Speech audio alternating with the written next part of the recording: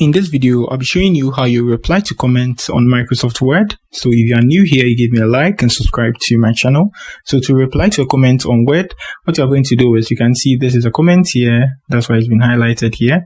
So you move to this section here. You see there's a comment, right? Tap on it. You can see reply at the bottom. Simple and easy. Just tap on the reply there.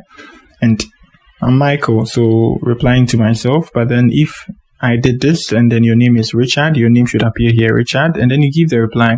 So I said, hi, I'm Michael. So you can see I'm Richard. Yeah. And it applies to the comments for a whole paragraph or a single word. So this is for the whole paragraph. Let's try to do something here. We tap on the reply here. And I didn't see anything there. So let me reply nothing here. And that's it. On how you reply comments on Microsoft Word, this is one of the most simplest things to do. So in my previous video, I showed you guys how you add a comment, and this is how you reply. My next video, I'm going to show you guys how you delete comments. So that's it for the video. If you are new here, just give me a like and subscribe to my channel. Peace.